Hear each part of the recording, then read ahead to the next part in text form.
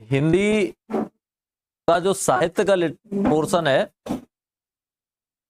उसी साहित्य वाले पोर्शन में तीन चीजें और आती हैं, रस, अलंकार और छंद। और इन तीनों टॉपिक से एक चीज निश्चित है कि 3 प्रश्न आते हैं प्रत्येक टॉपिक, एक प्रश्न न्यूनतम। और कभी कभी एग्जामिनर के मूड में ये रहता है कि वो एक प्रश्न और बढ़ा दे, तो हो सकता है रस में से 2 प्रश्न आ जाएं, या कभी छंद से 2 प्रश्न आ जाएं, या कभी अलंकार से 2 प्रश्न आ जाएं। मतलब न्यूनतम 3 और अधिकतम 5 या 6 प्रश्न भी हो सकते हैं इस वाले पोर्शन से कम तो ये मान लो कि 3 प्रश्न तो हैं। और अगर पूरे एग्जाम में आपको कोई एक टॉपिक ऐसा मिल जाता है जिससे कम से कम एक प्रश्न पूछ दिया जाता है, तो बहुत बड़ी बात है, क्योंकि बहुत सारे टॉपिक्स पूछे ही नहीं जाते। तो एक टॉपिक एक प्रश्न तो बहुत बड़ी बात है। अब उस तरह से हमें पीछे वाला जो पोर्शन है वो हम वीडियोस के थ्रू कंप्लीट कर चुके हैं। वो आपकी ईमानदारी पे और आपके ऊपर निर्भर करता है कि आपने उसको कितना कवर किया। कर चुके हैं तो ठीक बात, नहीं कर चुके हैं तो और ठीक बात। हमारी अपनी रिस्पॉन्सिबिलिटी उधर से खत्म हो गई है। उधर हमने इतना पढ़ा दिया है कि लिटरेचर से रिगार्डिंग जितने भी प्रश्न आएंगे, मैं गारंटी ले रहा हूं उससे बाहर के नहीं आएंगे। 18-20 जो भी वीडियो पढ़े हैं उसमें वो सारे इतने पर्याप्त हैं कि उससे लिटरेचर का कोई सेगमेंट छूटने वाला है नहीं। अब लिटरेचर में 3 प्रश्न और बचते हैं, वो 3 टॉपिक हैं, रस, छंद और अलंकार। तो सबसे पहले सबसे सरल टॉपिक से आज से हम शुरुआत कर रहे हैं, और पहला टॉपिक हमारा रहेगा रस का। ठीक, अब रस होता क्या है, यहां से हम लोग शुरू करेंगे। रस कहते किसे हैं, कहां होता है? अच्छा, नॉर्मली बताइए रस का मतलब क्या होता है। एक बात दिमाग में बड़ी गड़बड़ होती है, रस पिया तो हो गई गन्ने का या और किसी का जूस, जिसको अंग्रेजी में कहते हो, हिंदी में कहेंगे उसको रस। तो क्या गारंटी है कि किसी भी चीज का रस पीने से आपको आनंद ही आएगा? मैं चाहता हूं कि आपको करेले का रस पिलाऊं, तो फिर आनंद आएगा? जब भी करेले का रस पिएंगे तब तो आनंद नहीं आएगा, लेकिन कुछ ना कुछ तो आएगा। तो ये बात दिमाग से निकाल दीजिए कि रस से आनंद ही आता है, लेकिन कुछ आता है, इतना क्लियर है। कुछ तो आता है, जरूरी नहीं कि आनंद आएगा, लेकिन कुछ ना कुछ आएगा। वो आपका सही उत्तर होगा कि रस का मतलब क्या होता है। रस को अगर सही से देखें तो ऐसे समझिए, रस का मतलब होता है निचोड़। जो चीज बहुत बड़ी थी वो छोटी सी जगह में आ गई, वो है रस। अब वो क्या था बड़ी जगह में? आनंद था, तो आनंद थोड़ी जगह में आ गया। हो सकता है दुख रहा हो तो दुख थोड़ी जगह में आ जाएगा, हो सकता है हाथ से रहा हो तो वो हाथ से थोड़ी जगह में आ जाएगा। तो रस का मतलब निचोड़। गन्ने का जब रस निकाला जाता है तो क्या किया जाता है? निचोड़ होता है, निचोड़ा ही तो जाता है, उसे पेरा जाता है, निचोड़ा जाता है, तब जो निकलता है उसे कहते हैं हम रस। तो ऐसा ही इधर भी है, साहित्य में भी। आपने साहित्य पढ़ा, अब साहित्य पढ़ने के बाद जो भाव यानी जो निचोड़ आपके अंदर आएगा उसे कहा जाएगा रस। तो एक सामान्य सी परिभाषा आपको रस की दिखा दी जाए, इतनी सी परिभाषा है कि साहित्य में रस शब्द से तात्पर्य अनुभूति से है। अनुभूति मतलब आपने क्या फील किया, इस बात से मतलब है कि आप क्या फील कर रहे हैं, उसको रस कहते हैं। और फील कब करेंगे? जब आप 3 में से कोई एक काम करेंगे, या तो साहित्य को पढ़ेंगे, या फिर सुनेंगे, और या फिर देखेंगे। अब साहित्य देखा कैसे जाता है? आप जो फिल्में देखते हैं वो भी दरअसल पहले लिखी गई होती हैं, फिर उनके ऊपर अभिनय किया गया होता है, और उस अभिनय को देख के आपको कुछ ना कुछ तो अनुभूति आती है। आप अलग अलग कैटेगरी की फिल्में देखते हैं, अलग अलग तरह की फिल्में देखते हैं, और फिल्म, एक ही फिल्म के अलग अलग दृश्यों में आपके मनोभाव बदलते रहते हैं। कभी श्रृंगार का दृश्य दिखाया जाएगा तो आपके मन में प्रेम उत्पन्न होगा। कभी हो सकता है मारकाट दिखाई जाए तो अपनी भी बुझाएं फड़क जाए, गिलाओ सामने वाली दोनों भी लगा दें, ऐसी स्थिति भी हो सकती है। या कभी राजपाल यादव आ जाएगा तो मुंह अपने आप डब्बा जैसा खुल जाएगा। हास्य होगा, या कभी ऐसा दृश्य दिखाया जाएगा कि कोई मर रहा है और लग रहा है कि उसको नहीं मरना चाहिए था, तो पता लगा खुद के आंसू भी आ गए। कभी कोई ऐसी चीज दिखाई जाएगी कि आश्चर्य से मुंह फटा रह जाएगा। कभी हो सकता है कि भगवान नारायण वाला गाना बजने लगे और तुम भी डोलने लगो, तो वो भक्ति का भाव आ जाएगा। तो कुल मिला के एक ही फिल्म में आपको तरह तरह के दृश्य दिखाए जाते हैं और बार बार आपका मनोभाव बदलता रहता है। तो वह जो प्राप्त होता है आपको, वह कहलाएगा क्या? रस। वो रस है। आपको कैसे मिलेगा? जब आप साहित्य को पढ़ेंगे या फिर साहित्य को सुनेंगे और या फिर साहित्य को देखेंगे। सुनने, पढ़ने या देखने से जो अनुभूति आपको होती है उसे कहा जाता है रस। बस इतनी सी बात याद रखिए, रस की परिभाषा होगी। 3 बातें, सुनना, देखना या फिर पढ़ना, उससे जो अनुभूति आपको प्राप्त होगी वह होगी रस। अब समझिए, रस के बारे में कुछ एक फैक्ट्स हैं, उनको हम एक एक करके क्लियर करते चलेंगे। कभी कभी क्या होता है, जनरली क्या होता है, आपकी क्लासेस में भी या जो टीचर्स पढ़ाते हैं एक गलती वहां कर जाते हैं। उन्हें यह लगता है कि परीक्षाओं में सदैव प्रश्न एक एग्जाम्पल के साथ आएंगे। जनरली आते भी हैं, मतलब 80% टाइप ऐसा ही होता है। 80% ये स्थितियां रहती हैं कि आपको एक एग्जाम्पल दिया जाएगा और नीचे 4 विकल्प दे दिए जाएंगे। आपसे पूछा जाएगा कि दी गई पंक्तियों में कौन सा रस है, इस तरह से प्रश्न। या फिर पहले से रस दे दिया जाएगा और नीचे 4 पंक्तियां दी जाएंगी और आपसे पूछा जाएगा ये वाला रस इनमें से कौन सी वाली पंक्ति में है। ये वाले चांसेस ज्यादा रहते हैं। अर्थात आपको इस बात का ज्यादा फोकस करना है कि आप रस पहचानना सीख लें। सबसे जरूरी बात क्या हुई? पहचानना। लेकिन ये मैंने बताया इसकी फ्रिक्वेंसी कितनी है? 80%। 20% प्रश्न कैसे आएंगे? 20% प्रश्न रसों की सामान्य जानकारी से संबंधित आ सकते हैं कि भरत मुनि ने कितने रस माने हैं, इस तरह का। रसों की संख्या कितनी होती है, या कोई रस कौन से रस से निकला है, इस तरह के। इसके अलावा स्थायी भाव, अनुभाव, विभाव, इनसे संबंधित प्रश्न भी आपसे पूछे जा सकते हैं। ये 20% चांस होते हैं। ये मानिए आप 4 परीक्षाएं देने गए तो एक आध परीक्षा में ऐसा प्रश्न भी आ जाएगा, बाकी सब में वैसे ही प्रश्न आएंगे। लेकिन बात यह है कि इस बार जो आप परीक्षा देने जाएंगे उसमें 20% वाले के चांस होंगे कि 80% वाले चांस होंगे, आपको तो नहीं पता। आपको अगर एक प्रश्न सही करना है तो आपको 100% करके जाना पड़ेगा। तो पहले तो उन फैक्ट्स को, उन चीजों को समझ लो जो कि वास्तविक श्रृंगार रस और वीर रस इनकी पढ़ाई शुरू होने से पहले पढ़ना है। तो रस से रिलेटेड कुछ एक फैक्ट्स हैं। पहला फैक्ट, रस को काव्य की आत्मा कहा जाता है या काव्य का प्राण तत्व कहा जाता है। प्राण की वैल्यू आपकी बॉडी में क्या है, वही वैल्यू साहित्य में रस की है। अब आपकी वैल्यू, आपकी बॉडी में प्राण की वैल्यू क्या है कि गए तो सब गया, खेल खत्म। वैसे ही साहित्य से अगर रस निकल गया तो फिर सब कुछ खत्म। आप किसी चैप्टर को पढ़ना शुरू करते हैं, साहित्यिक चैप्टर को, और उसको खत्म करके बंद करते हैं, बीच में नहीं छोड़ते हैं। क्यों? आपको कौन बांध के रखा है कि आपको खत्म ही करना है? आपको बांध के रखा है रस ने।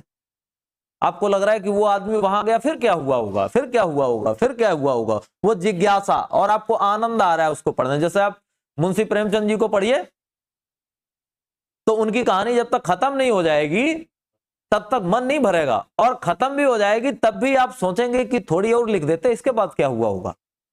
क्योंकि कहानियां तो उतनी है, 4 पेज में निपटानी है, उसमें सारी बात तो, पूरा जीवन तो नहीं लिख सकते कि अब मर ही गए, अब खत्म। तो बीच में भी छूटेगी तो आपको लगेगा अब क्या हुआ होगा। ये जिज्ञासा रहती है, क्यों? रस के कारण। तो 2 फैक्ट यहां हो गए, याद कर लीजिएगा। पहला फैक्ट है कि रस को काव्य की आत्मा कहते हैं या प्राण तत्व कहते हैं। प्राण और आत्मा एक ही बात है, तो ये बात आपको याद रखनी है। दूसरा फैक्ट है कि रस जो है वो प्रमुख 4 अवयवों से मिलकर बनता है, और आप मोस्टली जब भी पढ़ते हैं तो एक को पढ़ लेते हैं, स्थायी भाव, बाकी को जनरली आप छोड़ देते हैं। तो 4 चीजें होती हैं, स्थायी भाव होता है, विभाव होता है, अनुभाव होता है और संचारी भाव होता है। और संचारी भाव का ही एक और नाम होता है, उसे कहते हैं व्यभिचारी भाव। ठीक, तो 4 तत्व।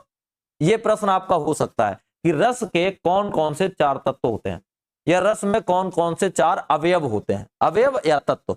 इस तरह से आपका एक प्रश्न बनेगा, याद रखिएगा कौन कौन से हैं। और इसमें क्या होगा एक कोई नई चीज डाल देंगे, आपसे कहेंगे निम्नलिखित में से कौन सा रसों का अवयव नहीं है? संचारी भाव, स्थायी भाव, विभाव, स्थानीय भाव। तो ऐसा करके कुछ भी एक डाल देंगे और वैसे ही मिलता जुलता डालेंगे जैसे इनके नाम है। तो ये चार आपको याद होने चाहिए। तो पांचवा जो भी है वो गलत है। संचारी और व्यभिचारी, जिनमें चारी चारी आया वे दोनों एक ही बातें हैं, संचारी भाव या व्यभिचारी भाव। फिर क्या बचा? अनुभाव, विभाव और स्थायी भाव। बस इतना याद रखना है। अगला फैक्ट है कि रसों का पहली बार उल्लेख किसने किया? हालांकि ऐसा नहीं कि लिटरेचर जब से लिखा गया रस उसमें थे, नए तो बनाए नहीं गए। जब भी लिटरेचर लिखा गया तो लिटरेचर में रस तो थे, लेकिन बात क्या थी कि उन रसों के बारे में जानकारी नहीं थी, मतलब उनको हमने अलग नहीं कर पाया था। तो पहली बार रसों का उल्लेख एक पुस्तक में मिलता है और उस पुस्तक का नाम है नाट्यशास्त्र। भरत मुनि ने उस पुस्तक को लिखा। उस पुस्तक में रसों का पहली बार उल्लेख हमें देखने को मिलता है।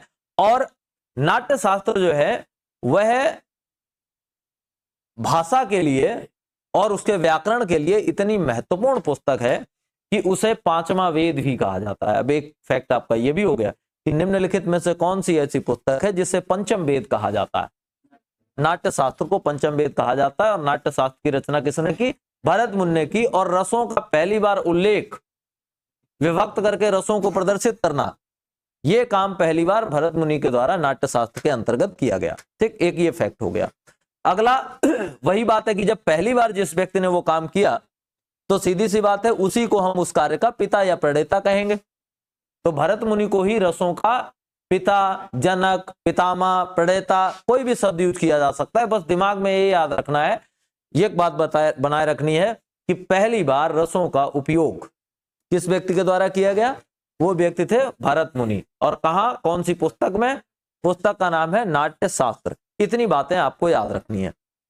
अब इनको एक बार फिर रिवाइज कर लो। रस मतलब काव्य की आत्मा या काव्य का प्राण तत्व। दूसरा, रसों के चार अवयव होते हैं, स्थायी भाव, विभाव, अनुभाव और संचारी भाव। और संचारी भाव को ही व्यभिचारी भाव बोलते हैं। ऐसे याद रखने में दिक्कत होगी तो चारी चारी जिनमें लगा है वो दोनों एक ही है, उनको कहने का तरीका अलग है लेकिन है दोनों एक ही, ये याद रखना है। रसों का पहला उल्लेख हमें नाट्यशास्त्र में मिलता है। नाट्यशास्त्र भरत मुनि की पुस्तक है, तो इसलिए भरत मुनि को ही रसों का प्रणेता, पितामह, जनक, पिता कहते हैं। ठीक, इतनी बातें आपको याद रखनी है। अब दूसरा सबसे महत्वपूर्ण प्रश्न, यहां पे बड़ा कंफ्यूजन होता है, बड़ी समस्या होती है, क्योंकि अलग अलग किताबों में आपको रसों की जो टोटल संख्या है वो अलग अलग दिख जाएगी। तो आपको करना क्या है, उसके मूल को समझ लेना है। और आपको अलग अलग जगहों पे उत्तर भी सही मिलेंगे। कभी आपको सही उत्तर मिलेगा 11, कभी आपको सही उत्तर मिलेगा 9। तो आप एक किताब से पढ़ के आए 11, दूसरी किताब में लिखा 9, अब आप कंफ्यूजन में घूम रहे कि हम कितने माने। तो दोनों किताबें ही, और हम किताब से ही पढ़ेंगे, और एक किताब 11 बता रही, एक किताब 9 बता रही है। फिर आप उन दोनों प्रश्नों के बीच में डिफरेंस देखना। प्रश्न को पूछने का तरीका अलग किया गया होगा, तब एक बार उत्तर 9 हो गया होगा और एक बार उत्तर 11 हो गया होगा। प्रश्न पूछने का तरीका बदल दिया गया होगा। अब रसों की जो मूल संख्या है, अगर आपसे पूछा जाए कि रसों की मूल संख्या कितनी है, तो उत्तर 9 है।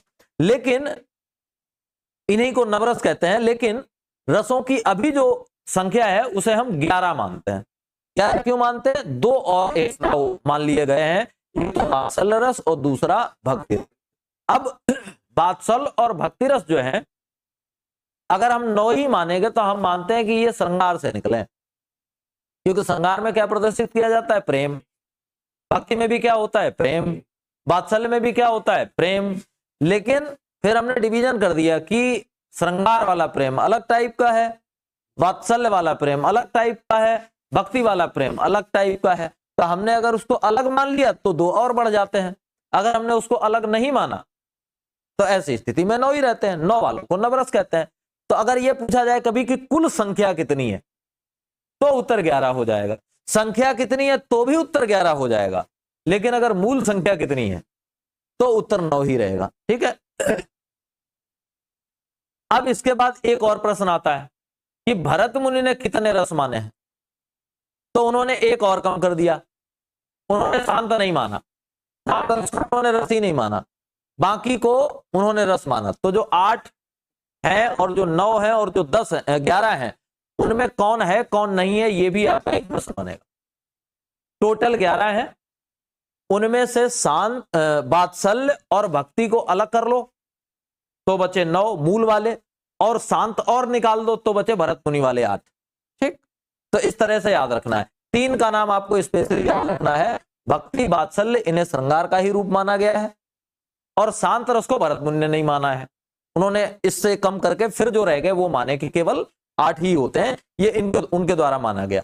अब दूसरी बात, जितने रस होंगे उतने ही स्थायी भाव होंगे। तो स्थायी भावों की संख्या भरत मुनि के अनुसार जितने उन्होंने रस माने उनके उतने। ठीक, अब कौन कौन से हैं इनको यहां नहीं समझेंगे, इनको जैसे जैसे हम एक एक रस के बारे में पढ़ेंगे वैसे।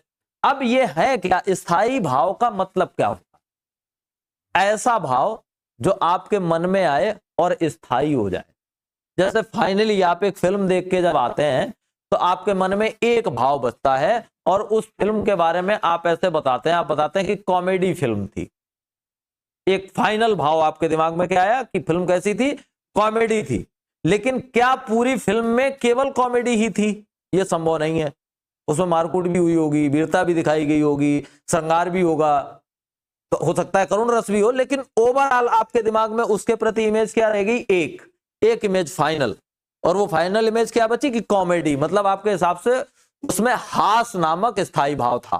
ठीक, या आप दूसरी फिल्म देख के आए और उसमें मारकाट बहुत ज्यादा थी, तो आप वापस आए और आपने कहा वो तो भाई मारधाड़ वाली फिल्म थी, वीरता दिखाई गई थी उसमें ज्यादा, तो आपके दिमाग में एक स्थायी भाव बचा उत्साह का।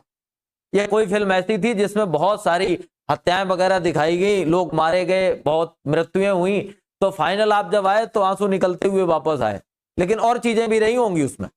लेकिन एक जो स्थायी भाव आपके दिमाग में उस फिल्म, पूरी फिल्म के प्रति बना, वो क्या था, करुणा का।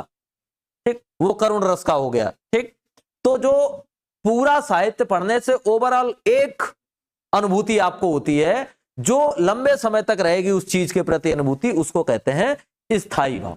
बाकी भाव जो है वो आते जाते बनते बिगड़ते रहते हैं जब आप देख रहे होते हैं, पढ़ रहे होते हैं उस दौरान। ठीक, तो इनकी संख्या भी कितनी, 11, मूल इनकी भी 9, और भरत मुनि ने माना तो इनके भी 8। तो जितने रस उतने स्थायी भाव, इतना इस बात से याद रखना है। अब सबसे महत्वपूर्ण सेगमेंट जो है उसे समझ लीजिए, सबसे ज्यादा जरूरी सेगमेंट है रसों के अंग या फिर अवयव, यानी इन्हीं 4 के बारे में हमें बात करनी है। पहली चीज देखिए, रस के 4 अंग माने गए हैं, बता ही चुके हैं, स्थायी भाव, विभाव, अनुभाव, संचारी भाव या फिर व्यभिचारी भाव। अब इन चारों के बारे में एक एक। सबसे पहला है स्थायी भाव। स्थायी भाव क्या है? स्थायी भाव अर्थात भाव की प्रधानता, यानी कुल मिलाकर सबसे बड़ा भाव जो है उसे कहेंगे स्थायी भाव। हृदय में मूल रूप से विद्यमान रहने वाले भावों को स्थायी भाव कहते हैं। स्थायी भाव को रसों का आधार माना गया है। एक रस के अर्थ में अर्थात मूल भाव में एक ही स्थायी भाव रहता है। बाद में कुछ आचार्यों ने 9 स्थायी भावों में 2 स्थायी भावों को और जोड़ दिया, जिससे इनकी संख्या 11 हो गई। स्थायी भावों की मूल संख्या 9 है, अतः रसों को नवरस कहा गया है। कुल मिलाके यहां से एक बात समझ लेनी है कि आप स्थायी भाव को समझेंगे कैसे। ये जो स्थायी भाव है, ये स्थायी भाव ऐसे नहीं है कि जब आप साहित्य पढ़ेंगे तभी आपके अंदर पैदा होंगे। मनुष्य की प्रवृत्ति में ही शुरुआत से ही ये सारे स्थायी भाव भीतर होते हैं, और जब उस तरह की चीजें आपको दिखेंगी तभी ये पैदा हो जाते हैं। पैदा क्या हो जाते हैं, मतलब जागृत हो जाते हैं तो भीतर।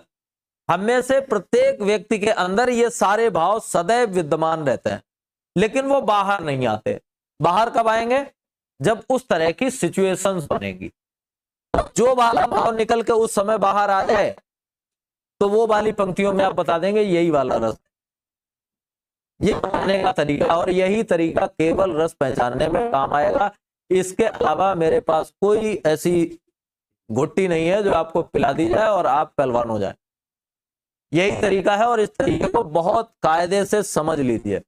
आपने 4 पंक्तियां पढ़ी और 4 पंक्तियां पढ़ते ही आपका मन भजन करने का हो गया, तो भक्ति रस है। फिर आपने 4 पंक्तियां पढ़ी और 2 आंसू टपक गए, इसका मतलब करुण रस है। आपने 4 पंक्तियां पढ़ी और मन में घिन आ गया, ये भी तो हो सकता है, तो कुछ भी हो सकता है। ऐसी मवाद पीप और ऐसी सब बातें कह दी, मूड खराब हो जाएगा, छी छी, जैसे ही छी छी हुआ मतलब विभत्स रस। ठीक, आपने 4 पंक्तियां पढ़ी और आपका मुंह आश्चर्य से खुला रह गया, अरे ये कैसे हो सकता है, अद्भुत रस। तो है सब आपके अंदर, लेकिन जब आप वो चीजें देखेंगे, आप पढ़ेंगे, तब वो निकल के आपके सामने आ जाएंगी। ये है स्थायी भाव। ये भाव सदैव आपके मन में होते हैं, आपके हृदय में होते हैं, लेकिन निकल के तब आएंगे जब आप उस तरह की पंक्तियां पढ़ेंगे, उस तरह की बातें सुनेंगे, उस तरह के दृश्य देखेंगे, तब वो निकल के बाहर आ जाते हैं। अब एक एक करके देख लो। पहला जो स्थायी भाव है उसका नाम होता है रति, और रति का मतलब होता है, अर्थ होता है प्रेम। ठीक, रति जो है वो कामदेव की पत्नी का नाम था। ठीक, तो ये प्रेम, ये पहला है, और ये किससे संबंधित है, श्रृंगार रस से। ये पता ही, ज्यादातर लोगों को पता है, ये चीजें तो रट्टा मार रखी हैं। स्थायी भाव के बाद जो भाव आएंगे वो समझने वाले हैं, ये तो लगभग हर बार पढ़ते हो, हर बार रटते हो जाता है। दूसरा है हास, हास का मतलब है हंसी, और ये किससे संबंधित है, हास्य रस से। फिर तीसरा है शोक अर्थात दुख, और ये संबंधित है करुण रस से। ठीक, फिर अगला है उत्साह, उत्साह संबंधित है वीरता से, यानी वीर रस से। क्रोध, क्रोध संबंधित है रुद्रता से, यानी रौद्र रस से। फिर है भय, भयानक रस से संबंधित है। जुगुप्सा अर्थात घृणा, बस ये शब्द याद रखना, ये थोड़ा अलग शब्द है, इसलिए परीक्षाओं में ज्यादातर यही आता है। अगर घृणा या घिन दे दिया जाए तो आप आसानी से बता पाएंगे, वो जुगुप्सा शब्द दे देते हैं। हालांकि अब सब रट्टाफिकेशन कर चुके हैं इसका, तो सबको आता है कि जुगुप्सा मतलब घृणा होती है। ठीक, इसमें भी कोई दिक्कत नहीं है। फिर है विस्मय या आश्चर्य, ये अद्भुत रस में होता है। ये पूछा जाता है ठीक ठाक, 2 बहुत पूछे जाते हैं, एक जुगुप्सा पूछा जाता है, एक निर्वेद पूछा जाता है। निर्वेद जो है वो शांत रस का है। फिर वात्सल्य है, तो याद रखने की जरूरत भी नहीं, वात्सल्य मतलब वत्सलता, यानी वात्सल्य रस। और फिर है देवरति या भगवत प्रेम या अनुराग, ये शब्द याद रखना, अनुराग। अनुराग जो है वह भी प्रेम ही होता है। जैसे प्रेम को अभी हम आगे स्पष्ट करेंगे तो बहुत से तरीके निकल के आएंगे। लोग कहते हैं कि एक बार प्यार शब्द यूज करेंगे, प्रेम शब्द यूज करेंगे, लाड़ शब्द यूज करेंगे और अनुराग शब्द यूज करेंगे, सारे शब्दों का मतलब अलग हो जाता है। हालांकि टोटल मिला के हम एक ही मान लेते हैं, लेकिन सारे शब्दों का अंतर हो सारे शब्दों में अंतर हो जाता है। पति पत्नी के बीच में होगा उसे कभी लाड़ नहीं कहा जाएगा, लेकिन माता और पुत्र के बीच में, पिता और पुत्र के बीच में या पुत्री के बीच में जो होगा उसे कहा जाएगा लाड़। तो वत्सलता के अर्थ में लाड़ का उपयोग वत्सलता के अर्थ में होता है। अनुराग जो है वो भगवान और भक्त के बीच का मसला है, तो वहां अनुराग शब्द यूज किया जाएगा, वहां फिर लाड़ यूज नहीं किया जाएगा कि भक्त जो है अपने भगवान को बहुत लाड़ करता है, भगवान लल्ला है उसके, अनुराग करता है। प्रेम वो भी है, लेकिन शब्द क्या इस्तेमाल होगा, अनुराग। तो इन शब्दों के अंतर को अभी जब हम श्रृंगार पे पहुंचेंगे तो इन पे बात करेंगे। खैर, कुल मिला के स्थायी भाव के बारे में एक बार फिर स्पष्ट कर लीजिए। स्थायी भाव मतलब वो भाव जो सदैव हमारे हृदय में होते हैं, लेकिन उस तरह की चीजें देखने, सुनने या पढ़ने से एक कोई जो उनमें से उत्पन्न हो जाता है या उसकी जो सघनता है वो बढ़ जाती है, तो उसे हम कहते हैं स्थायी भाव। इनकी मूल संख्या 9 है, किंतु अभी 2 रस बढ़ गए हैं तो 2 संख्या इनकी भी बड़ी मानी जाती है। टोटल संख्या इनकी कितनी हो गई, 11। अब दूसरा नाम आता है विभाव का। विभाव क्या है, जो व्यक्ति, वस्तु या परिस्थितियां स्थायी भावों को उद्दीपित या जागृत करती हैं उन्हें विभाव कहते हैं। और विभाव जो है वो 2 प्रकार के होते हैं, एक होता है आलम्बन विभाव, और आलम्बन विभाव भी 2 तरह का होता है, उसमें आश्रय और विषय होता है। जिन वस्तुओं या विषयों पर आलंबित होकर अर्थात सहारा पाकर स्थायी भाव उत्पन्न होते हैं उन्हें आलम्बन विभाव कहते हैं। जैसे नायक नायिका, जिस व्यक्ति के मन में रति आदि भाव उत्पन्न होते हैं उसे आश्रय कहते हैं, और जिस वस्तु या व्यक्ति के लिए मन में आश्रय के भाव उत्पन्न होते हैं उसे विषय कहते हैं। अभी इसको और आगे समझेंगे। फिर दूसरा होता है उद्दीपन विभाव। उद्दीपन विभाव यानी स्थायी भाव को उद्दीपित या तीव्र करने वाले कारक उद्दीपन विभाव होते हैं। जैसे नायक नायिका का सौंदर्य, पात्रों की चेष्टाएं, ऋतु, उद्यान आदि। विभाव को दूसरे मतलब से समझ लो, दूसरे तरीके से समझ लो। ये तो लिखा हुआ है, लिखा हुआ होता है। अब दूसरे तरह से समझ लो। पहला प्रश्न आपका बनेगा, जो प्रश्न बनेगा वो भी समझते जाओ। पहला प्रश्न आपका बनेगा कि रसों के अवयव कितने हैं, पता हो गया 4। अब दूसरा प्रश्न, उन अवयवों के कितने टाइप हैं, तो स्थायी भाव कितने प्रकार के होते हैं, तो 2 उत्तर हैं, 9 और 11, मूल और बिना मूल, ऐसे करके आपके 2 उत्तर हो गए। अब ऐसे ही इधर भी प्रश्न बनेगा कि जो दूसरा अवयव विभाव है वो कितने प्रकार का होता है। तो अब आपको बताना है, विभाव होते हैं 2 तरह के, एक विभाव को कहते हैं आलम्बन विभाव, दूसरे को कहते हैं उद्दीपन विभाव। आलम्बन क्या होता है, आलम्ब क्या होता है, विज्ञान में आपने पढ़ा होगा।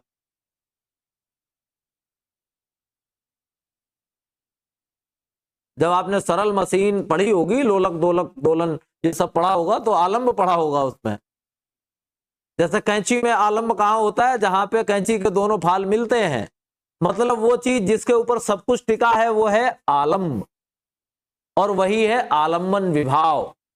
दरअसल स्थायी भाव को उत्पन्न करने में जो कारक होते हैं उन्हें कहा जाता है विभाव। स्थायी भाव उत्पन्न कैसे होगा, समझिए।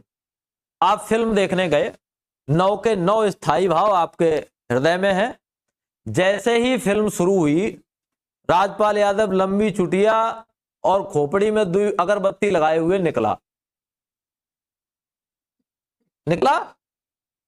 अब वो ऐसी स्थिति में जैसे ही निकला, तो राजपाल ने काम किया है आलम्बन विभाव का, कि उसको देखते ही आपके भीतर से उन 9 में से एक जाग गया, पास वाला, तो वो आलम्बन है। उसी के आसपास आपका स्थायी भाव जागृत हो रहा है। उस स्थायी भाव को जागृत करने के लिए काम कौन कर रहा है, राजपाल का चेहरा, यानी नायक, वो जो भी दिख रहा है वो है। और उसको बढ़ा कौन रहा है, उद्दीपित कौन कर रहा है, राजपाल यादव। अगर सूट पैंट पहन के टाई लगा के आया होता तो उम्मीद जागी होती कि ये हंसी करेगा, लेकिन आई नहीं होती। उसने किया क्या, खोपड़ी पे मोम अगरबत्ती लगा के आया है। अब ये चीज क्या कर रही है, ये उद्दीपन कर रही है, मतलब वो तुम्हारा जो भाव है उसको स्टिमुलेट कर रही है और ज्यादा बढ़ा रही है कि और हंसो। ये एक स्थिति हुई। दूसरी स्थिति हो सकता है करुणा की हो। जैसे ही फिल्म में दृश्य दिखाया गया, तो एक मां अपने पुत्र को गोद में लिए हुए रो रही है। अब वहां पे स्थिति क्या होगी, वो मां और वो पुत्र की लाश या जो भी है वो आपको आलम्बन है आपके लिए, कि वो देखा और मन विचलित हो गया, दूसरे तरीके का हो गया, करुणा आ गई मन में। अब वो रोएगी, आसपास का माहौल भी ऐसा होगा कि बाल उसके बिखरे हुए हैं, कपड़े उतने अच्छे नहीं हैं, तो ये सब चीजें क्या है, ये उस भाव को और उद्दीपित कर रही हैं। तो आपका स्थायी भाव जिस सहारे को पकड़ के खड़ा होगा उसे कहेंगे आलम्बन विभाव, और जो उस चीज को और ज्यादा बढ़ा देगा, इंक्रीज कर देगा, उसे कहेंगे उद्दीपन विभाव। ऐसा ही श्रृंगार के अर्थ में शुरुआत हुआ दृश्य, और एक नायक और एक नायिका दिखाए गए, हीरो हीरोइन दिखाए गए, तो अब आपके मन में वो वाला भाव जागृत हो गया। कौन सा, कि अब इसमें श्रृंगार दिखाया जाएगा, वो श्रृंगार वाला भाव जागृत हो गया। अब नायक और नायिका दिखाए कहां गए, ये हमेशा याद रखना। फिल्मों में एक चीज देखना, गौर करते हो कि नहीं करते हो पता नहीं, कि आपने मतलब कई गौर करते हो, उन्हें दिखाया कहां जाएगा, नायक नायिका को जब मिलते हुए दिखाया जाएगा तो सदैव प्राकृतिक सौंदर्य के बीच मिलता हुआ दिखाया जाएगा। कहीं काले पानी वाला गंदा नाला हो, उसके पास खड़े होकर नहीं मिलेंगे दोनों, पार्क में ही क्यों मिलेंगे, क्योंकि वो गंदा नाला जो है वो आपको, आपके उस भाव को स्टिमुलेट करना जानता है डायरेक्टर, उसको पता है ये सब चीजें, वो पढ़ा हुआ है साइकोलॉजी, उसको सब पता है। उसने अगर वहां मिलाया गंदे नाले के पास, तो अब पहली चीज कि आपको आलम्बन विभाव तो मिल गया, नायक नायिका तो है। गंदा नाला देखा तो जहां पे आपके मन में रति या प्रेम उत्पन्न होना चाहिए था, वहां पे जुगुप्सा और उत्पन्न हो गई नाला देख के। अब अंदर 2 रस लड़ रहे हैं, आपके रस नहीं क्लियर हो रहे, अंदर ही 2 रस लड़ रहे हैं एक दूसरे से। एक उत्पन्न होना चाहता है, दूसरा दबा देता है, छी छी, खेल खत्म हो जाता है। तो वो आपको कहां दिखाएगा, पार्क में दिखाएगा, फूल दिखाएगा, पक्षी दिखाएगा, हरियाली दिखाएगा, मतलब दोनों तरफ से एक ही टाइप की चीजें हो, एक तरफ से अगर प्रेम जागृत हो रहा है तो दूसरी तरफ से प्रेम ही जागृत हो, तब जाकर के आपके मन में जो प्रेम वाला भाव है वो जागृत होगा, वो स्थायी भाव बनेगा, ये स्थिति होगी। तो आलम्बन और उद्दीपन समझ में आए। आलम्बन मतलब जिनके ऊपर सब कुछ केंद्रित है वो, और उद्दीपन मतलब आसपास की वो चीजें जो उसी भाव को बढ़ाने का और प्रयत्न कर रही हैं। जैसे हास्य में अगरबत्ती वो बढ़ा रही हैं, या करुण में आंसू निकलना, कपड़ों की स्थिति बुरी होना, आसपास और 4 लोग बैठे हैं वो भी रो रहे हैं, ये दिखाना। और नायक नायिका के मिलन के समय प्राकृतिक सौंदर्य अच्छे दृश्य दिखाना, बुरे नहीं। अगर नायक नायिका मिल रहे हैं, पीछे कुत्ते भौंक रहे हैं, ऐसे दिखाया गया कभी किसी फिल्म में? भाई कोई तो डायरेक्टर ऐसी उल्टी खोपड़ी का आता जो ऐसे करके दिखाता? नहीं दिखाएगा, क्योंकि पता है कि फिर ये व्यक्ति घर पे लेके क्या जाएगा, इसके दिमाग में हमें रस ही तो उत्पन्न कर रहे हैं, वो हो नहीं पा रहे कि दिखा कुछ और रहे हैं, दृश्य कुछ और दिखा रहे हैं। हर चीजों के दृश्य अपने हिसाब से होते हैं, और आपकी सोसाइटी में भी ऐसा ही होता है। आपका दिमाग चाहे जैसा हो, बड़ा महत्वपूर्ण आप इमेजिन करिएगा, आप यहां बैठे खूब हंसे, घर पे बैठे खूब हंसे, आप फिल्म देख के गए, फिर आप गए आपके किसी बहुत खास दोस्त के नहीं, कोई जान पहचान का है, उसके यहां डेथ हो गई किसी की, और आप जैसे ही वहां जाएंगे फिर आपकी हंसी नहीं निकलेगी। क्यों नहीं निकलेगी? क्योंकि वहां हंसी वाला कोई उद्दीपन मौजूद नहीं है। वहां जो उद्दीपन मौजूद है वो मौजूद है सब दुख वाले। तो आप चाह कर भी अगर हंसना चाहेंगे तो नहीं हंस पाएंगे, क्योंकि वहां ऐसा कोई सहारा ही नहीं है, कोई ना तो आलम्बन है ना उद्दीपन है जो तुम्हारा हंसी वाला सिस्टम वहां निकाले। आप कभी घाट पे जाइएगा, अब लड़कियों के लिए तो नहीं संभव है, लड़के तो जाते ही हैं, घाट पे जाइएगा, जब आग लगाई गई हो तो आपका दिमाग एकदम शांत हो जाता है। वो क्षण होते हैं जब व्यक्ति को समझ आता है कि दुनिया में क्या करने आए थे, केवल जलने ही तो आए थे, बाकी सब बेकार है। तो उस समय मन शांत हो जाता है, बिल्कुल शांत हो जाता है। एक ऐसे दृश्य है, कभी आप सत्संग में प्रॉपर मन से बैठ जाएं तो फिर आपको लगता है सब बेकार। तो कुछ ऐसी जगह होती है जहां जाते ही आपका मन बदल जाता है, आपके मन में चाहे जितने ख्याल चल रहे हो, ऐसी जगहों पे जाएंगे आपके मन बदल जाएगा, चेंज हो जाएगा। तो वो डायरेक्टर्स जो होते हैं फिल्मों में, या लेखक जो होते हैं, साहित्यकार जो होते हैं, वो जानते हैं कि नायक नायिका को दिखाना है तो बाग बगीचा दिखाना है, भौंकते हुए कुत्ते नहीं दिखाने, नहीं तो मन फिर बिगड़ जाएगा। 2 भाव इकट्ठे आएंगे, 2 भाव इकट्ठे आएंगे तो एक जो हम डेवलप करना चाहते हैं उसे नहीं कर पाएंगे। विभाव हो गया। विभाव के बाद फिर आता है नंबर अनुभाव का। अनुभाव क्या है? इन भावों को प्रकट करने वाले शारीरिक विकार को अनुभाव कहते हैं। इनकी संख्या 8 है। कौन कौन है? स्तंभ, श्वेत, रोमांच, स्वर भंग, कंप, विवरणता, रंगहीनता, अश्रु प्रलय और संज्ञानहीनता। महत्वपूर्ण नहीं है, 8 टाइप है, महत्वपूर्ण है। बस आपकी परीक्षा के लिए इतना महत्वपूर्ण है कि ये कितने टाइप के होते हैं। तो कितने टाइप के होते हैं? 8 टाइप के होते हैं, इतना याद रखो। हाँ, अनुभाव क्या है समझ। स्थायी भाव वो, अब फिर पीछे से क्लियर करते चलो। स्थायी भाव वो जो सदैव आपके मन में है, मौका पाकर के जागृत हो जाते हैं। विभाव का मतलब वो चीजें जो आपके स्थायी भाव को छेड़ते हैं बढ़ने के लिए, और छेड़ते 2 तरह से हैं। एक, कोई सहारा देते हैं, मतलब वो आलम्बन है कि इसे देखो और ये वाला भाव उत्पन्न करो। और दूसरा, जैसे ही वो उत्पन्न होगा एक और चीज आएगी वो उसको और बढ़ा देगी, उसको कहेंगे उद्दीपन, वो विभाव। अब आपने विभाव का सहारा लिया, स्थायी भाव को बढ़ा लिया, फिर कुछ स्पष्ट लक्षण दिखाई देते हैं आपके अंदर, मतलब रिजल्ट आने लगता है। रिजल्ट क्या आएगा? आप फिल्म देख रहे थे और फिल्म में मृत्यु का दृश्य दिखाया गया, तो मृत्यु का दृश्य, जो मुख्य 2 व्यक्ति बैठे हुए थे, एक मरा हुआ था, एक वहां रो रहा था, वो क्या है? आलम्बन। आसपास का वातावरण शोकमय है, वो क्या है? उद्दीपन। इन दोनों ने, ये दोनों है क्या? विभाव। और इन दोनों ने आपके अंदर उत्पन्न कर दिया एक स्थायी भाव, क्या कि आप दुखी हो गए भीतर से। अब आएगा आपके ऊपर रिजल्ट, 2 आंसू गाल से लुढ़क जाएंगे, वो है रिजल्ट। ये रिजल्ट क्या है? अनुभव। करुणा में ये होगा, करुणा में क्या होगा? रिजल्ट आएगा आंसुओं के रूप में, मुंह लटक जाएगा। अब अगर हास्य है, अगर भय है, हॉरर फिल्में देखी है? हाँ, हॉरर फिल्में देखी है। हॉरर फिल्मों में शुरुआत होती है कैसे? सबसे पहले एक दृश्य दिखाया जाता है। अब समझिए उस दृश्यों को क्यों दिखाए जाते हैं। वैसे ही एक दृश्य दिखाया जाता है, जिन्होंने देखा है वो सब पहुंचते जाएंगे वहां पे।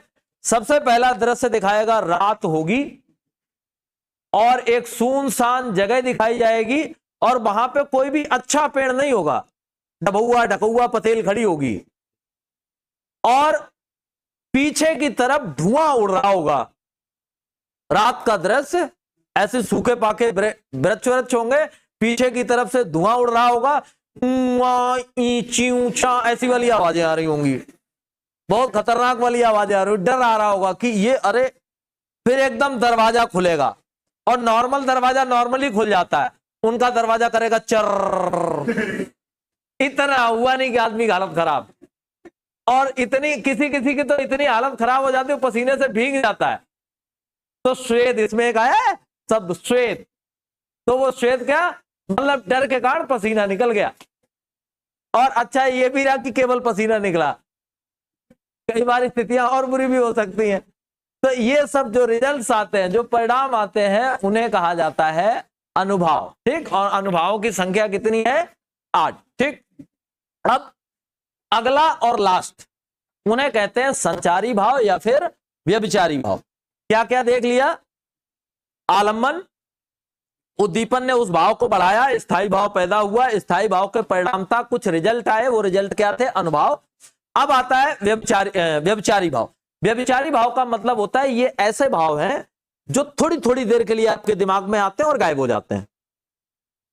मतलब जैसे आपने 10 मिनट का वीडियो देखा, 10 मिनट कोई कहानी पढ़ी, तो बीच बीच में चीजें बदलेंगी तो अलग अलग भाव आएंगे। कभी थोड़ी देर के लिए प्रेम का भाव आ गया, थोड़ी देर के लिए करुणा का आ गया, थोड़ी देर के लिए हंसी का आ गया, वो लेकिन वो बदल रहे हैं जल्दी जल्दी, वो रुक नहीं रहे।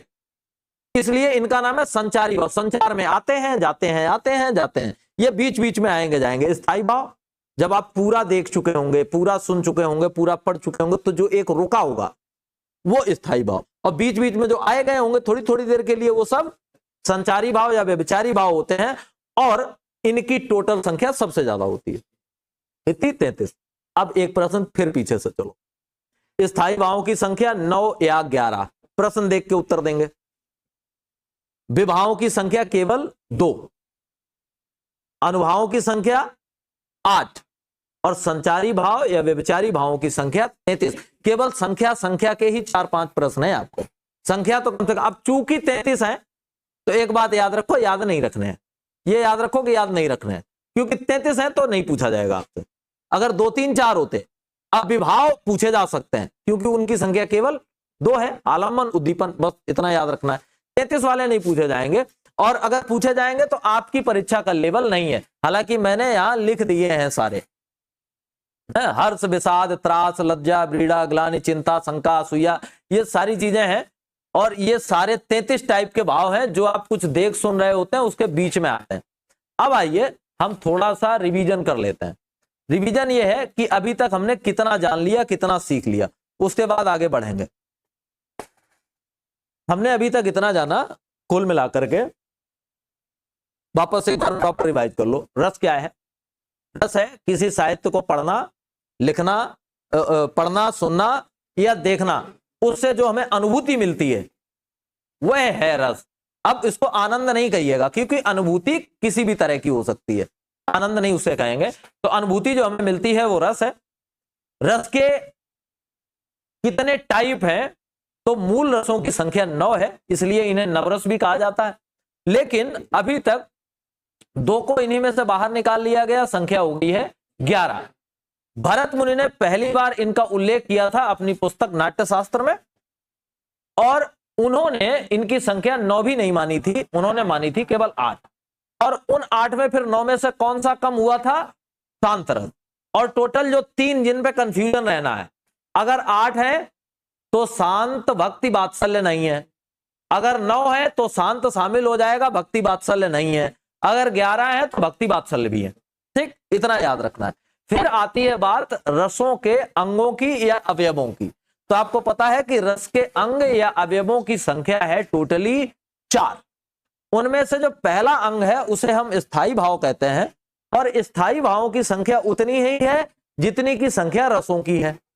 बिल्कुल सेम, इसमें कोई अंतर नहीं, बिल्कुल एक ही है। प्रत्येक रस का एक स्थायी भाव होता है। और स्थायी भाव का मतलब यह है कि जब हम किसी साहित्य को पढ़ते, सुनते या देखते हैं तो टोटल में एक भाव हमारे मन में जागृत हो जाता है उसके प्रति, उस भाव को हम स्थायी भाव कहते हैं। संख्या 9 या 11 दो उत्तर हो सकते हैं। दूसरा है विभाव। विभाव क्या है? पहला तो ये, तो विभाव जो है, विभाव वो चीजें हैं जो आपके स्थायी भाव को जागृत करने के काम आती हैं। काम दो तरह की चीजें आती हैं, एक आलम्बन, एक उद्दीपन। मतलब कोई ऐसी चीज जिसे देख के वो भाव उत्पन्न हो और फिर उसके आसपास का एटमॉस्फेयर जो उस भाव को और ज्यादा बढ़ा दे, उसको कहेंगे उद्दीपन। फिर आता है अनुभव। अनुभव क्या है? अनुभव को ऐसे मानो कि अनुभव के स्वरूप अब जो रिजल्ट आ गया, अब जो आपकी बॉडी में प्रतिक्रिया होगी वो प्रतिक्रिया कहलाएगी अनुभव। ये 8 टाइप की होती है, 8 प्रकार की होती है। क्या होगा? हो सकता है पसीना निकलने लग जाए, हो सकता है आपके आंसू निकलने लग जाए। तो इस तरह की जो प्रतिक्रियाएं होंगी उन प्रतिक्रियाओं को कहा जाएगा अनुभव। और सबसे लास्ट आता है संचारी भाव या फिर व्यभिचारी भाव। इनकी खासियत क्या है कि उस पूरे साहित्य को पढ़ने, देखने या सुनने के दौरान बीच बीच में आपका माइंड बदला होगा, आपका मन बदला होगा। थोड़ी देर के लिए आया होगा कोई विचार और फिर उसके बाद जैसे ही दृश्य बदला होगा वो विचार बदल गया होगा। जैसे आप जब फिल्म देखते हैं, 2 घंटे 3 घंटे की फिल्म है, 2 घंटे 3 घंटे में कभी आपका रोने का मन होगा, कभी हंसने का मन होगा, चीजें बदल रही है ना जल्दी जल्दी। लेकिन फाइनली जब आप घर जाएंगे तो उस फिल्म के प्रति आप एक विचार बना के जाएंगे कि वो ऐसी थी, करुण थी, कॉमेडी थी या श्रृंगार पे आधारित थी। तो एक विचार बना के जाएंगे। जो एक विचार बना के गए वो कौन सा भाव है? स्थायी भाव है। और जो बार बार बदल रहे थे वो व्यभिचारी भाव है। और जिनको देख के आपके मन में विचार आ रहे थे, जिनको देख के आपके मन में विचार आ रहे थे वो विभाव थे, आलंबन और उद्दीपन। और उस समय जो आपके चेहरे पे, आपकी बॉडी में हो रहा था वो अनुभव थे। कभी कंपन हो रहा था, कभी हंसी निकल रही थी, कभी आंसू आ रहे थे, कभी पसीना निकल रहा था, वो सब क्या थे? अनुभव। अब ये चारों चीजें स्पष्ट हो गई।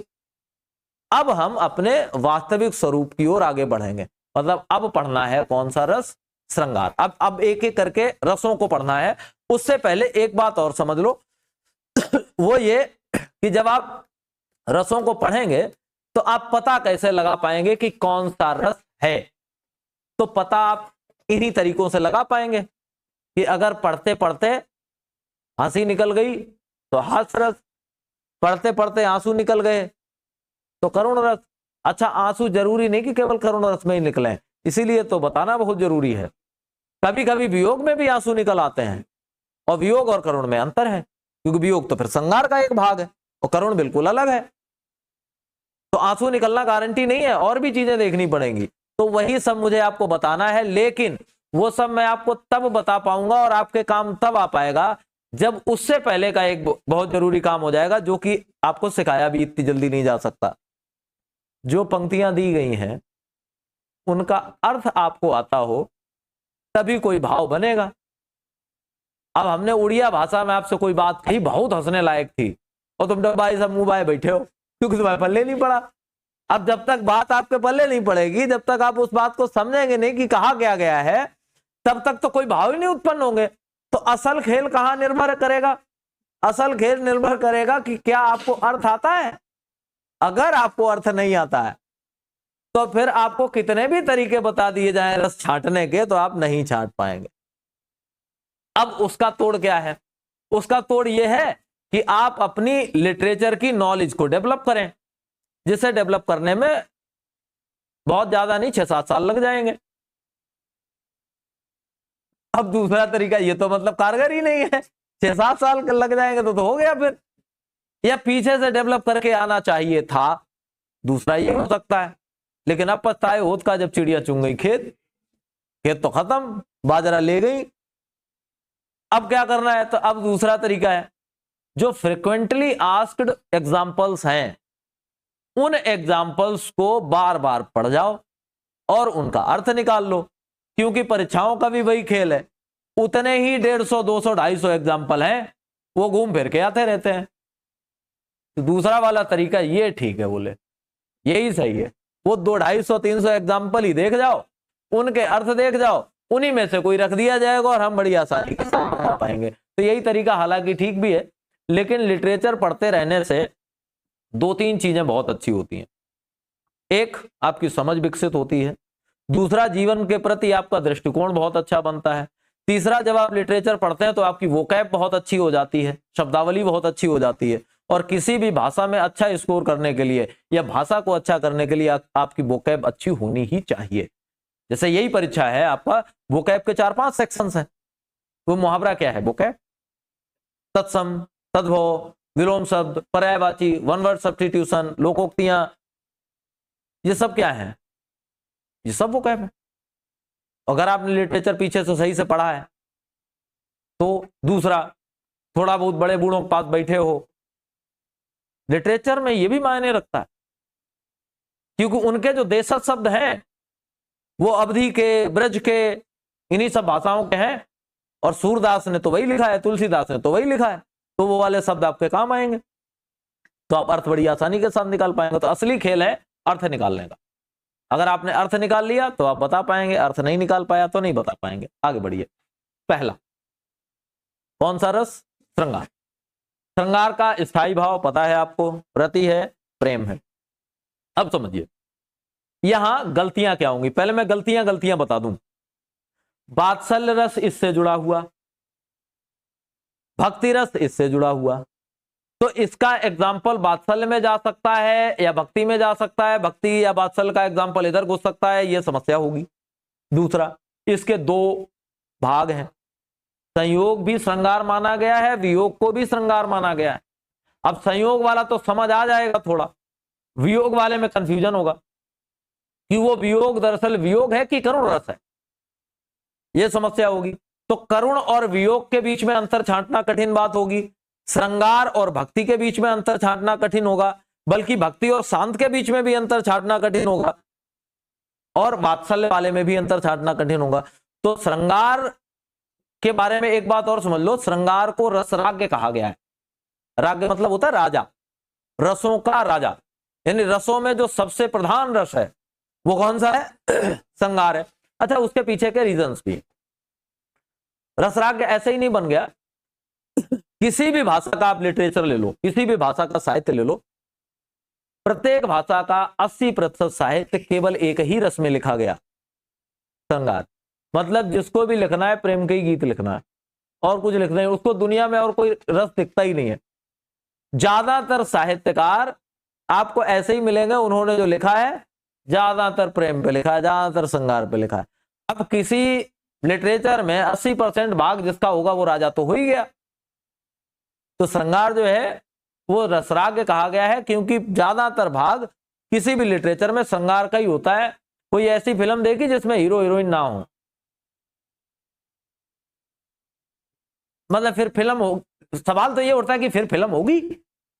मतलब हीरो हीरोइन नहीं होगा तो फिल्म होगी कैसे होगी? तो कई बार बड़ा जबरदस्त चीजें उसमें कर दी जाती हैं, उनका भी यही है। अभी मैंने लेटेस्ट एक फिल्म देखी, शायद मैंने बताया भी था किसी दिन। लेटेस्ट एक फिल्म देखी और भोजपुरी की फिल्म देखी, सब्सक्रिप्शन लेके देखी, रुपया खर्च करके देखी हमने। और वो फिल्म जो थी उसका नाम था झोला छाप, और मैंने उसका ट्रेलर देखा था थोड़ा सा। ट्रेलर में ये देखा था कि वो एक सवाल करता है सीएमओ से, वो झोला छाप डॉक्टर होता है, जो हीरो है उसमें वो झोला छाप डॉक्टर होता है, और वो सीएमओ से सवाल करता है। सीएमओ ये कहता है कि तुम डिग्री है तुम्हारे पास? तो वो कहता है डिग्री नहीं है। बोले फिर? बोले हम तो साहब प्रैक्टिशनर है। तो ये तो गैर कानूनी है। गैर कानूनी तो है, लेकिन कोविड में जब सब चक्कर में पड़े थे तो हमारी सेवाएं ली गई थी, तब हम गैर कानूनी नहीं थे। तो मुझे लगा कि ये फिल्म तो वाकई मुद्दे वाली फिल्म है, इसमें तो बड़ा एक बहुत बड़ा मुद्दा है अपने देश में। ये आप अपने आसपास का पूरा क्षेत्र निकालिए और आपको मिलेंगे 300 डॉक्टर, उसमें से बीएमएस, एमबीबीएस, बीएचएमएस होंगे 5, 295 झोला छाप, और वो पूरे सिस्टम को सपोर्ट किए हुए हैं। अगर वो 295 ना हो तो आपके यहां जो डेथ रेट है वो बढ़ जाएगा 40-50%, 60%। तो मुझे लगा कि ये तो बड़ा अच्छा मुद्दा है, मतलब देखना चाहिए कि इस पे क्या हुआ।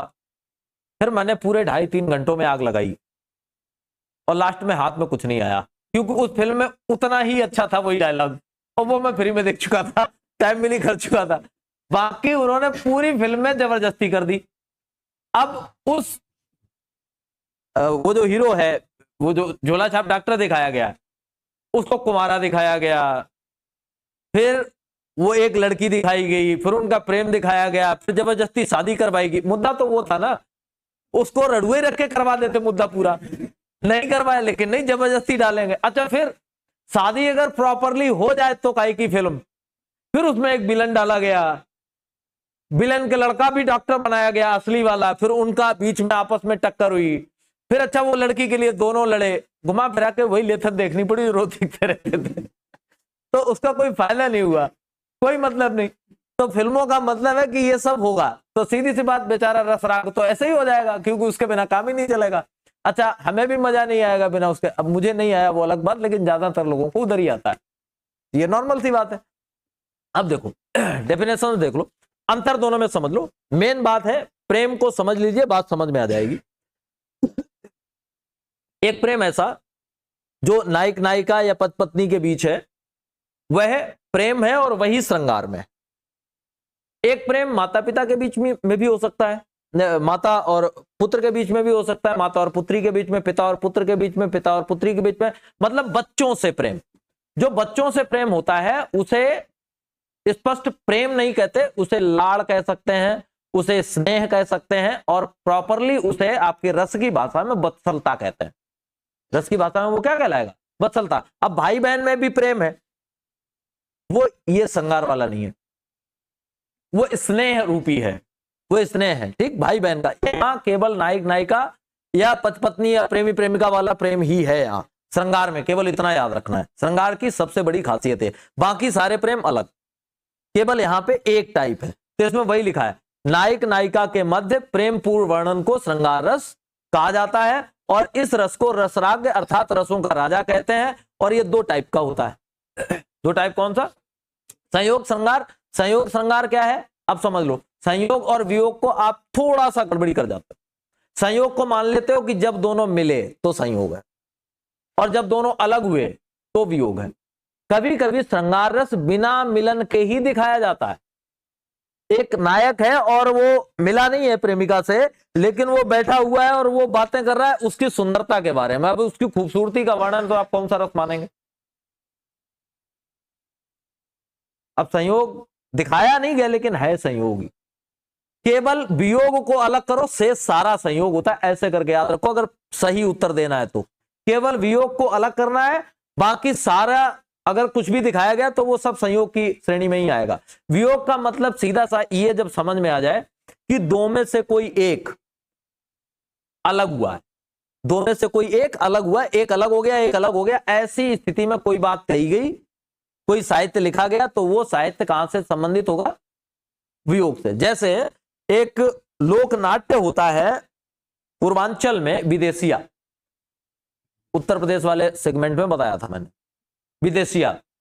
उस विदेशिया लोक नाट्य की खासियत ही यही है कि उसमें गीत वीत गाए जाते हैं, प्रणय के ही गीत होते हैं, लेकिन वो तब गाए जाते हैं जब पति विदेश जाता है या चला गया होता है।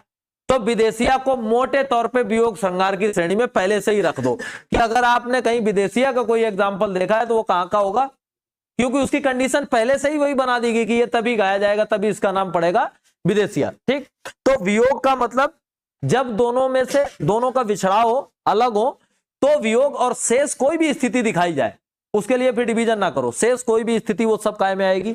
संयोग श्रृंगार में आएगी। हाँ, संयोग श्रृंगार। नयन थके नयन रघुवर छवि देखे, वो एग्जांपल्स हम लोग बाद में देखेंगे। पलकहूं, अच्छा पहले शुरुआत से ही दे ही दिया गया, तो चलो एक एक करके निपटाते चलें। देखो अब दो तीन चीजें, अगर आपने अर्थ नहीं निकाल पाया तो आप नहीं बता पाएंगे, और अगर आपने अर्थ थोड़ा निकालने का प्रयत्न भी किया और आपको प्रसंग नहीं पता है तो आप सही से अर्थ नहीं निकाल पाएंगे। मतलब आपको शब्द भी आते होने चाहिए, प्रसंग भी आता होना चाहिए। तो एग्जाम्पल्स ही दिमाग में अगर रहेंगे लंबे समय तक, तभी आप ये सब दोनों काम कर पाएंगे।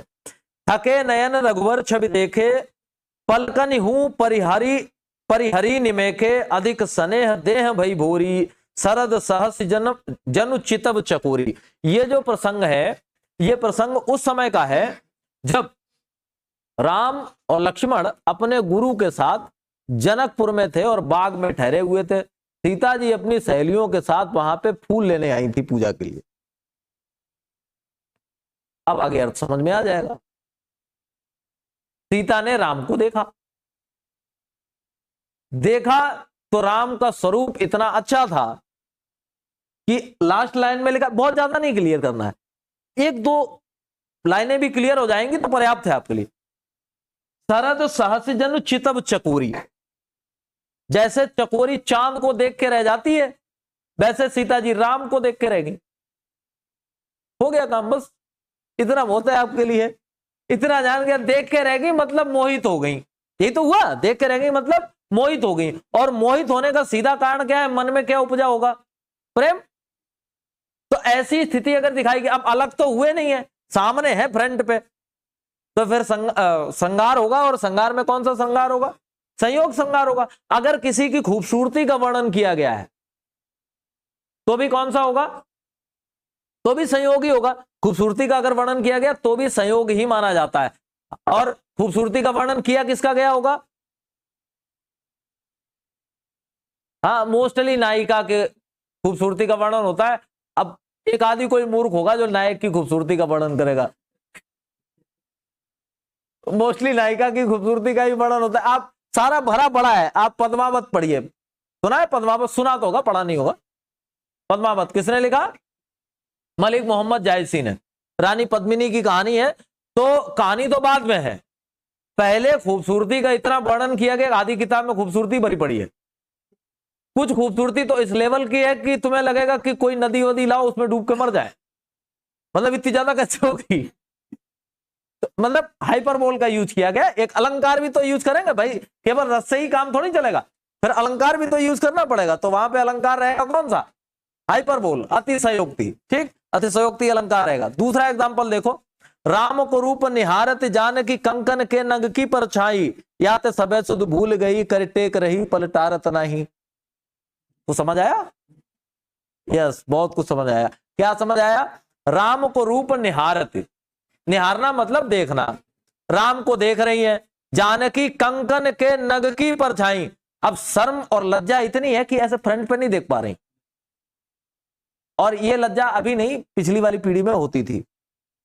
आप भी नए वाले में तो बताओ आंखों में आंखें घुसेड़ दें कोई दिक्कत नहीं, तो अब कोई समस्या ही नहीं, ठीक है कोई दिक्कत नहीं, ये नॉर्मल है, चलता है, अभी ठीक है।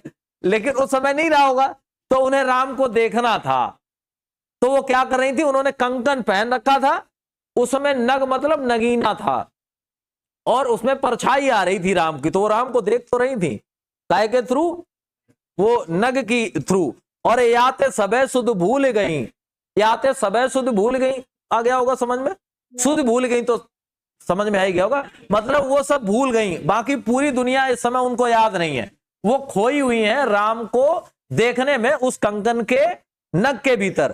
कर टेक रही पल टारत नहीं, कर टेक रही मतलब ऐसे हाथ लगा लिया है, कर हाथ होता है, टेक रही टेक लिया है, पल टारत नहीं, और पलके भी नहीं झपक रही, मतलब लगातार देख रही है। तो तुलसीदास जी को धन्यवाद कि एक पुरुष के सौंदर्य का भी वर्णन किया गया नहीं तो कौन करता है, तो तुलसीदास जी ने ये सब किया है। आगे ये थोड़ा सा अलग है, इसको यहां पे नहीं लेंगे। बतरस लालच लाल की मुरलीधरी लुकाए, सौह करे भवन से देन कहे नट जाए, ये बात्सल्य में चला जाएगा, ये अंगला ठीक है। तरन तनुजा तट तमाल तरवर बहुचाए, और झके कूल सो जल परसन हित मनहु सुहाए। ये एग्जांपल देखते जाओ। करत बत कही अनुज सन मन सिय रूप लुभान, मुख सरोज मकरंद छब कर मधुप इपपान। ये वाला जरा देख लीजिए। अब उल्टा कर दे, एक बार सीता जी राम का रूप देख के मोहित हो गई, अब की बार राम सीता जी का देख के मोहित हो गए। तो ये दूसरा वाला जो दिया गया वो वहां है, करत वत कही अनुज सन मन सिय रूप लुभान, यानी सीता जी जो है वो छोटे भाई यानी लक्ष्मण के साथ बातचीत कर रही हैं, और तब राम ने सीता को देखा। ठीक, मुख सरोज मकरंद छवि, अब ये वो है कि मुख कैसा है, छवि कैसी है, तो बड़े बड़े विशेषणों का उपयोग किया गया है, तो सुंदरता दिखाई गई है कुल मिला के। तो ये प्रेम है, तो ये भी कैसा हो गया, श्रृंगार। ठीक, देखन मिसमृग विहग तरु फिरति बहोर बहोर और निरख निरख रघुवीर छवि बाढ़ी प्रीत न थोर। तो अब यहां फिर राम की सुंदरता का वर्णन किया गया है कि राम इतने अच्छे हैं, उन्हें पशु पक्षी भी देखना चाहते हैं, इतने सुंदर हैं, वो दिखाया गया। जब पहुंची चपला बीच धार छिप गया चांदनी का कगार, ये फिर अतिशयोक्ति अलंकार भी है और सुंदरता का वर्णन भी। तरन तरुजा ये फिर देख आ गया। अब देखो वियोग श्रृंगार, बस इसे ही समझना है। कुल मिला के संयोग को ऐसे समझ लो, नायक नायिका में से किसी का भी सौंदर्य वर्णन किया गया हो, उनका मिलना दिखाया गया हो, प्रेमालाप दिखाया गया हो, ऐसी कोई स्थिति आती है तो संयोग श्रृंगार होता है। उसके विपरीत जब अलग होना दिखाया गया हो तो वियोग होता है। अब एक बात वियोग और करुण के बीच में स्पष्ट कर लो, जहां होती है गलती। वियोग कब होगा और करुण कब होगा? एक माता का पुत्र विदेश गया है और वहां जाकर के वो बीमार पड़ गया है, रस कौन सा होगा?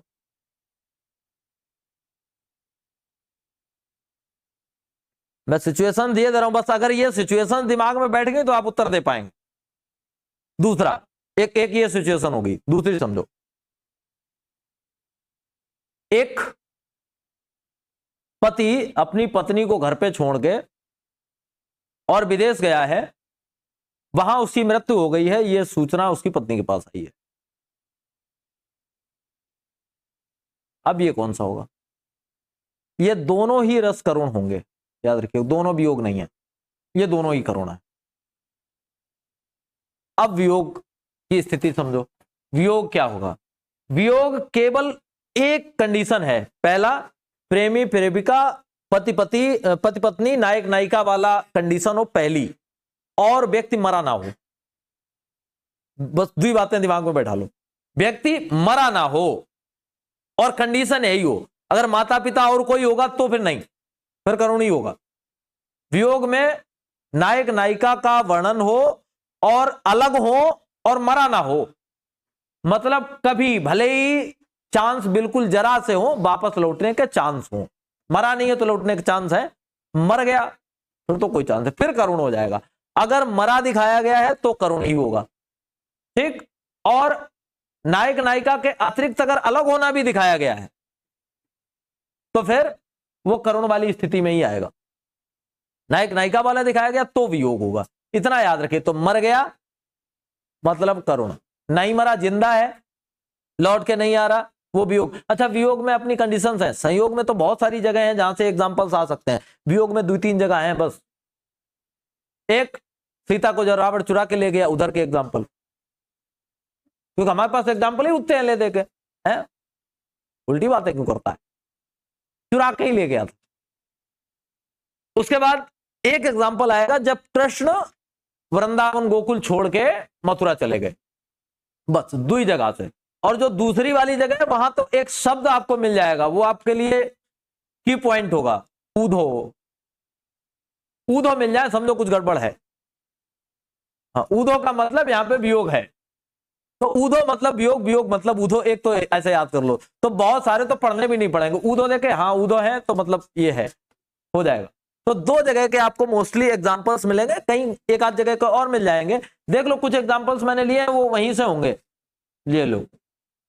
पहला भी वही है, देखो। मोहन से बिछुरी जब सो तन आसुन सो सदा धोवती हैं, और हरिश्चंद्र जू प्रेम की फंद परी कुल की कुल लाज ही खोवती हैं। वो ब्रज भाषा में है, ज्यादा कुछ समझ में नहीं आया। मोहन ते बिछुरी जब से, इतना तो समझ में आई जाए। बिछुरी मतलब बिछुड़ी, यानी जब से मोहन से अलग हुई हैं। बाकी कुछ समझ में ना भी आए लगा दो टिक, वियोग श्रृंगार, बिछुड़ना दिखाया गया। बाकी अगर समझ आ जाए तो बढ़िया बात, नहीं आ जाए तो भी कोई घटिया बात नहीं है, मतलब काम हो गया अपना, इतना पर्याप्त है अपने लिए, इतने में काम चल जाएगा, ठीक। अगला देखो, दूसरा एग्जांपल। मम उर जिनके ही हेतु है मोम जैसा, निज उर वह क्यों है पाहनो सा बनाता। हाँ, ये ब्रेकअप वाली स्थिति है। तो वो एक कह रहा है कि जिसके प्रति मेरा हृदय मोम जैसा है, कोमल है, मेरे हृदय में इतने अच्छे विचार हैं जिसके प्रति, उसने अपना हृदय मेरे लिए पत्थर जैसा बना रखा है। ऐसी ही शिकायतें होती हैं मोस्टली। तो वो शिकायत है लेकिन है काहे की? वियोग की। अगला एक और, अच्छा और भी है इसमें, विलसित जिसमें है मूर्ति प्यारी उसी की, वह उस चित्त की ही चेतना है क्यों चुराता। खैर कोई बात नहीं, रहने दो। आगे देखो, मैंने बताया कि मोस्टली एग्जाम्पल सीता की चोरी या उदो वाले मिलेंगे। दूसरी एग्जाम्पल वहीं से, हे खग मृग हे मधुकर श्रेणी, तुम देखी सीता मृगनैनी। राम और लक्ष्मण जब सीता को खोज रहे थे तो वो वन में जो भी जीव जंतु मिलते थे उनसे भी पूछते थे कि तुमने देखा सीता को। तो अब ये वियोग था, वियोग में खोज रहे थे, पूछ रहे थे। ये क्यों बार बार आ जाता है? गलत लिख गया। हाँ अगला है, अखियां हरि दर्शन को भूखी, कैसे रहे रूप रस रांची, ये बतियां सुन रूखी। ये मीराबाई का पद है, और मीराबाई ने जो भी लिखा वियोग में ही लिखा, क्योंकि उन्होंने जिसे पति माना उससे कभी मिली नहीं। तो पूरा जीवन जो भी उनका लेखन रहा वो किस रूप में रहा? वियोग के रूप में ही रहा। हाँ ये एकदम स्पष्ट है, ज्यादा कुछ है नहीं। निस्दिन वर्षत नैन हमारे, सदा रहत पावस ऋतु हम पर, जब से श्याम से धारे। यानी दिन रात हमारे नैन जो है वो बरसते हैं, और हमारे ऊपर हमेशा बरसात का मौसम ही रहता है, क्योंकि आंसू तो चलते ही रहते हैं। उर बिच बहुत पनारे, आगे और इसमें लाइनें हैं, और वो कहती हैं गोपियां कि वस्त्र हमारे जो है भींगे ही रहते हैं, कभी सूखते ही नहीं, इतने आंसू ही निकलते हैं। हालांकि हाइपरबोलिज्म भी वहां है, अलंकारों में भी याद रखना कि यही सब एग्जाम्पल वहां भी आएंगे। अगर यही अलंकार में आ गया तो अतिशयोक्ति हो जाएगा, और इधर अगर आ रहे हैं तो फिर संगार है, वियोग संगार है। और भी एग्जाम्पल है, देखो मिल गए ऊधो, ऊधो मिल गए, हो गया। ऊधो मोहे ब्रज बिसरत नहीं, ऊधो अब मुझे ब्रज अच्छा नहीं लग रहा। क्यों? हंस सुता की सुंदर कगरी और द्रुमन की छाई, ये जो कुछ भी अच्छी अच्छी चीजें हैं यहां मुझे अच्छी नहीं लगती। क्यों? क्योंकि कृष्ण नहीं है। अगला, मुझे फूल मत मार, मैं अवला बाला वियोगिनी। वियोगिनी आई गया, कहने की कोई जरूरत नहीं। हर एग्जाम्पल में आपको एक ना एक वर्ड ऐसा मिल जाएगा, एक ना एक शब्द ऐसा मिल जाएगा जो आपको इंडिकेट कर देगा कि हम वहां से आए हैं, अपने आप बता देगा। अगर नहीं अर्थ भी निकलता है तो भी। अब स्मरणीय तथ्य क्लियर कर लो, और आज का इतना ही रखते हैं। श्रृंगार रस को उज्जवल रस भी कहा जाता है। एक बात ये, वात्सल्य और भक्ति रस इसी रस का विस्तारित स्वरूप है, और श्रृंगार रस का स्थायी भाव रति अर्थात प्रेम होता है। बस इतनी बातें आपको याद रखनी है श्रृंगार से संबंधित। अब बचे हुए रस, देखो पहला जो टॉपिक होता है उधर आपको कॉन्सेप्ट्स क्लियर करने होते हैं। आज समय इसलिए लगा क्योंकि मेन चीज जो थी वो मुझे आपको क्लियर करने थे, स्थायी भाव, अनुभाव, विभाव, संचारी भाव और व्यभिचारी भाव, ये क्लियर करने थे। दरअसल ये जो चीजें हैं जो मैं क्लियर करना चाहता था वो ना तो आपको सामान्य किताबों में मिलती हैं जल्दी, और ना ही क्लासेस में आपको मिलती हैं। तो मेरा उद्देश्य था कि वो चीजें पहले क्लियर की जाए, यानी आप वो नंबर पहले क्लियर किए जाए जो ज्यादातर वाले तो सब सही करके आएंगे, क्योंकि सब पढ़े हुए।